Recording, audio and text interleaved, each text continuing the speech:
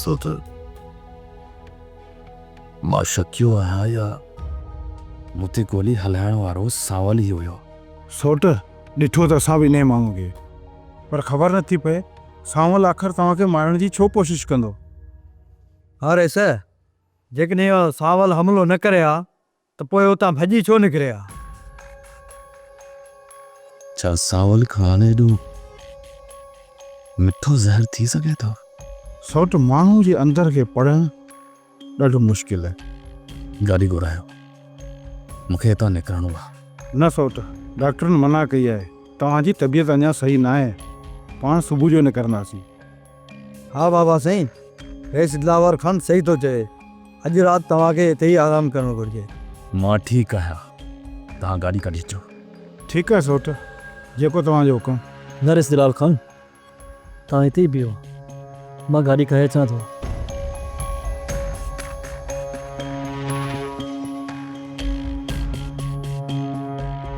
सोट, मूंखे खणाए अचण वक़्तु केरु केरु हुया हिते? सोट ओॾी महिल त जाबर ऐं गुलशेर हुआ। असांजा दुश्मन लिकियल आहे, जेसीं ताईं इहे ज़ाहिर नथा थियनि तेसीं ताईं असां कुझु बि नथा करे सघूं, कुझु बि न।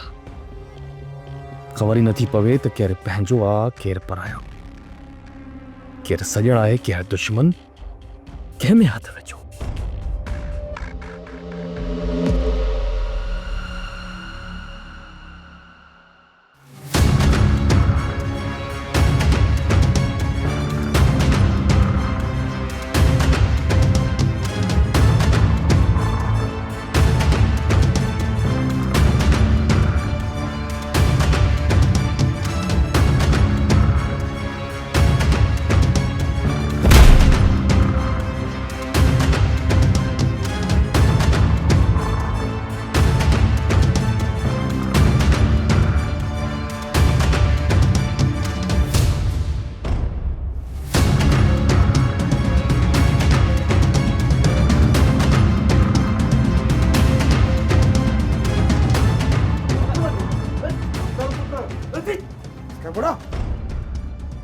हिकु धक न हणजांसि, कापुर जो गुॾड़ो आहे भॼी पवंदो, ॾखा सखा ॾेईसि।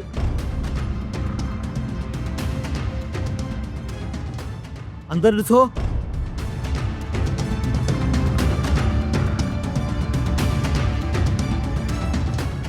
मां इहो वॾो तंग कई।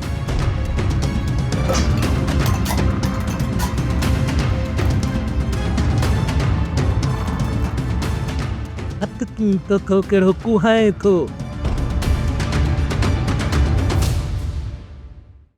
सोप सीरियल पंजाबेरी तमाम एपिसोड्स ॾिसण लाइ विज़िट करियो असांजो official YouTube channel Sindh TV HD drama. Subscribe कयो असांजो official YouTube channel Sindh TV HD drama ऐं वधीक अपडेट लाइ बेल आइकन खे क्लिक करियो।